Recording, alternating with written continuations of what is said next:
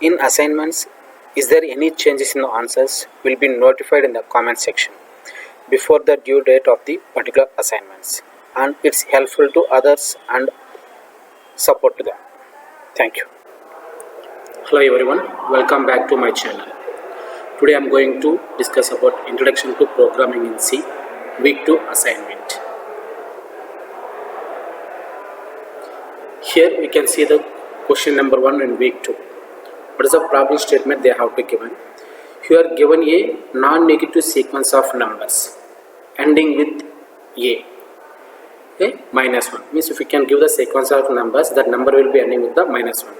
Then we can assume that there are at least 2 numbers before ending the minus 1. That means in your input at least we can give the 2 inputs then before ending of the minus 1, and we have to output the second largest element of the sequence. If we can give the 2 numbers, in these 2 numbers the second is a largest element as a output.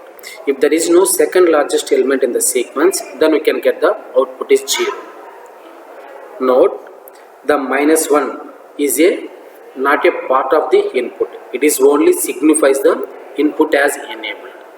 That is the problem statement they have to give. That means I will explain clearly what is the problem statement means. Here we can give the only 2 inputs. In these 2 inputs we will be ending with the minus 1. That means at least we have the 2 numbers of input. Here I want to display in this number what is the second largest number. If we can give the 5 numbers, in these 5 numbers we have the different numbers. In these different numbers, what is the second largest number? Suppose I can give the number 1, 2, 3, 4, 5. In this one, what is the second largest number? The largest number is a 5. The second largest number is the 4. Okay, now. Then if we can give the based on that one, we can give the output as a 4 means, then we can get the output as a 1. Otherwise 0. We can display the largest number as a 4. That is the problem statements. Here I have to solve the problem. There is a source code you have to display here. See. Here I can read an array to store the n number of values, and I can read the initially the n value is a 0, and I can repeat the loop for the n number of times until we want to terminate. Means when we want to stop the doing the input means whenever the input is a minus 1, then I want to terminate for the reading of the input. Then the loop will be repeated. Here I can take the one number, that number I can take as a input. Suppose for example here I can take the one input as a 1. That is my input. Now 1 is equal to minus 1 means false. That means it cannot be happen. Again we can read means that number, suppose it is a true, then the particular number will be stored where in num, means num is the array. Suppose it is the array. In this array we have to store the values. Suppose size 1. Now suppose 0, 1, 2, 1, 2, 3, 4. Suppose I can read the initial num value. Num plus plus means 1, 2 I have to start it. Now num of 1, suppose here 1 and then 2. Now what is the value? You can take 1. That 1 will be stored into the num plus plus. Next again, number. One more read we have to read. Suppose I can read the one more number value as 2. That will be stored in this position. And then here I can read the one more value. And I can read the one more value. And I can read here one more value. And finally I can give my input as a now finally minus 1. Now number equal to minus 1. Minus 1 means equal to minus 1 is a true. True means I can terminate. Terminate means I can terminate from the entire loop. After that the result. What is the result? I can declare the one function is the second largest function. Here I can send the entire how many numbers are there, and you can sending the numbers. What is the numbers you have to passing as a array. After passing this one,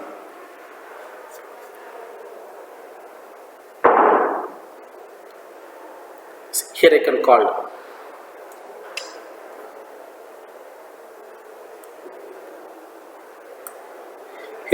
the same function. Then what is the n number of values I can read? Suppose the n value is a 5. Now what are the array elements I can read? The array elements are I can read as a 1, 2, 3, 4 and then 5. These are the array elements I can read. Then initially I can declare the one variable largest. For the largest, what is the 0th position element? That element will be assigned to the largest. That's the largest element initially is a 1. Then I can repeat the loop.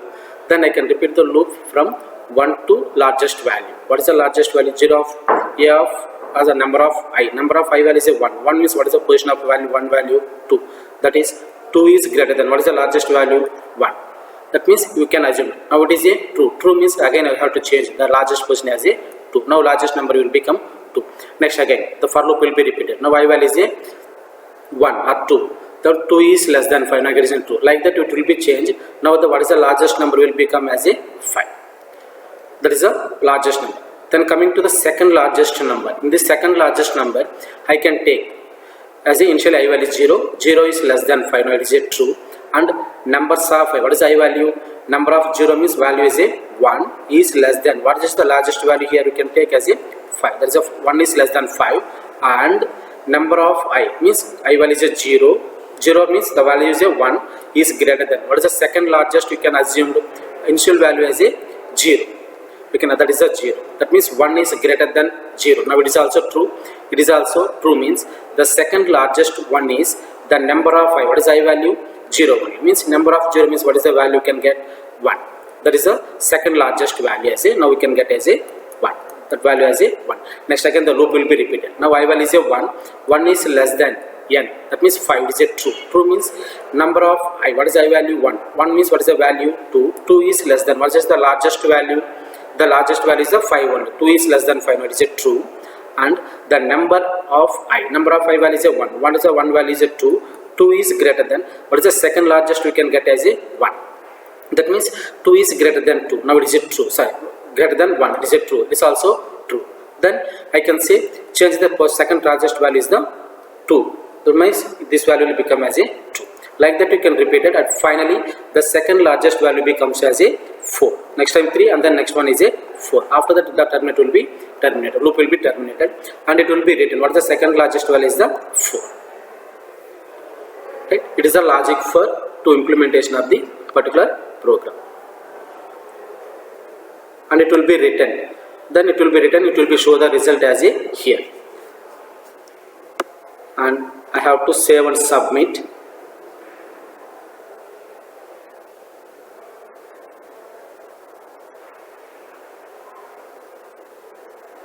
And I have to compile and run.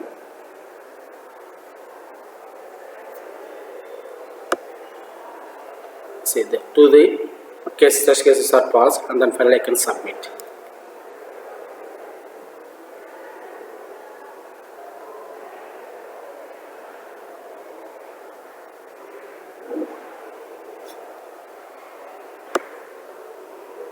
Then it will be satisfy all the test cases.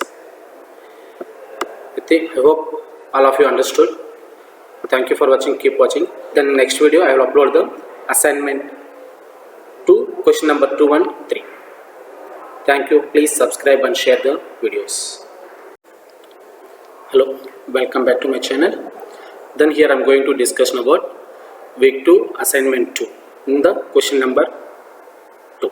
Already question 1 number will be explained and the source code will be put in the description. And what is the question 2 means? Here we can given a non-decreasing sorted sequence of non-negative integers. Those will be ending with the minus 1. That is, if the sequence is a1, a2 and so on, so an and minus 1. That means you can give the sequence numbers 1, 2, 3, 4 and ending with the minus 1. Then a of I, what is the first input you can given? That input is lesser than or equal to a of I plus 1 for all the I from I to n minus 1. That means you can give the input 1, 2, 3, 4 like that. You can give in the sequence order, not in the decreasing, only the increasing order you can give the inputs. And we can assume that or at least 2 numbers before the ending a minus 1. That is the one case. And we have to output the number of distinct elements in the sorted sequence. Okay, this is the problem statement they have to give. Now see, you have to write the program simply. Here I can read num, m and then n. And then I can count how many integers I can be taken. That will be count I have to read. Initially I can take the num value. Suppose the num value is something, n or 2 or something. That num value will be read, that will be not equal to minus 1 means initially I can store that num value into m. Suppose I can take the num value is a 3. I can take the num value is a 3. Okay. Now initially that will be stored into the m. Now after these statements, if num is not equal to 3 means 3 is not equal to minus 1. Now is it true? True means num equal to m. That means now m value become, what is the value of num? That will be stored. Now scanf, read address of num. Again we can read, what is the num value I can read means I can read again the num value as a 1. Okay. Now n equal to num.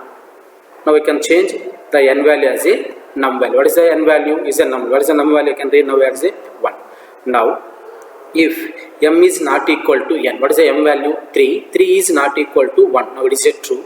And num is not equal to minus 1. Why? Because the num is a 1. 1 is not equal to 1 is also.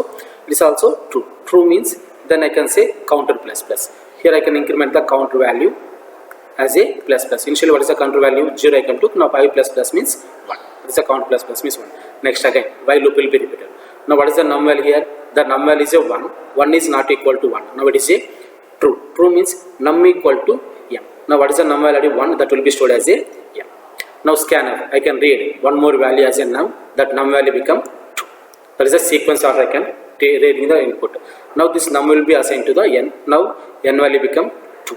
Now m is not equal to n. What is the m value? M value is a 1. 1 is not equal to, what is the n value? 2. Now it is also true. Right? Then num is not equal to minus 1. Num value is a 2 is not equal to minus 1. It is also true. Both are true means then I can increment the counter value as a 1 plus 1. That means already 1, now it will be 2. Next again I can say repeat the loop. Now num equal to minus 1. What is the num value? 2. 2 is not equal to minus 1. It is also true means now I can change the value of m. Now m value become, what is the value of num? And again I can read the num value as a 3. Right? Now that will be assigned to the n. Now n value is the 3. Now I can check the condition. If num, what is the num? M value is a 2. 2 is not equal to 3. True. And num value is also 3. 3 is not equal to minus 1. It is also true. True means again I can increment the counter value as a 3. Next again num. What is the num value? 3. 3 is not equal to minus 1. Now it is a true. That will be assigned to the m. Now m value become 3. Now scanf, you can read the num value. Now suppose I can read the now m value as a minus 1. If minus 1 means now what is the n value?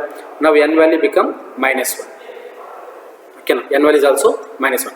Now if m is not equal to n, what is the m value? M value is a 3. What is the n value? Minus 1. Now it is a true. But num is not equal to minus 1. What is the num value? Minus 1 is not equal to minus 1 means it is a false. False means the counter is not incremented. Now counter value is the 3 only. Then again repeat the loop. Now what is the num value? Minus 1. Minus 1 is not equal to minus 1 means it is a false. False means terminate from the loop. Now check. The counter is greater than or equal to 0. What is the counter value? You can get 3. Right? 3 is greater than or equal to 0. It is a true. True means I can display percentage d counter plus 1. What is the counter value already? 3. 3 plus 1 means you can get the output as a 4. Right?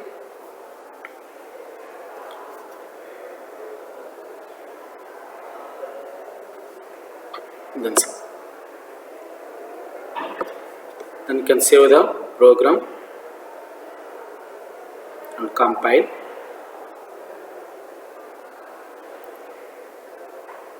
Then it will be satisfied all the 2 cases.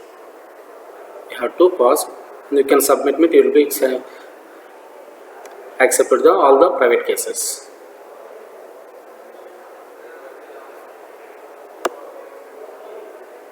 It will be passed all the private test cases. Right? Then I will share the source code in the description and you can see the third assignment also.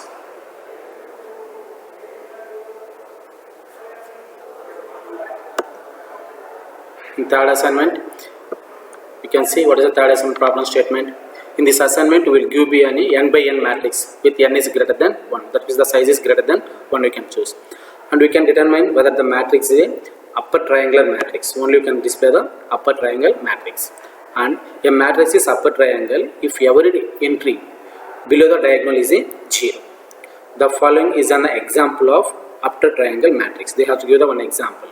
And note, the diagonal itself and the entries above the diagonal can be zeros and non-zeros integers. Then what is the input you can give? Here you can give the 2 input. The first input will be n, that is the size of the matrix. And then will be given the n number of rows where each row consisting of n integers separated by the space. Then we can get the output. If the input matrix is the upper triangle, then we can print the output as a 1, otherwise print 0. Here you can see I can write the some source code to implementation of the upper triangle. Here I can check the condition. See, I can take the upper triangle and then lower triangle. I can read the value, means what is the size of matrix I can take. Suppose I can take the size matrix is a 3. That means 3 by 3 matrix I want to repeat. Here I can repeat the loop from 1 to n. Same here I can repeat the loop 1 to 1. Means for each row how many column values I want to display. Here I can read the 1 by 1 value. Then if it is a equal, then it will be changing the position of upper bounding value or lower bounding value. Then based on that, either upper bounding value is 0 or lower bounding value is 0, then I can display the output as a 1. Otherwise, if it is not equal, any one will be changed, then I can display the output as a 0. It is the logic for to displaying the upper bound triangle. Right? Let's see. For testing them, public test cases, then it will be passed in the 3 cases and I have to submit.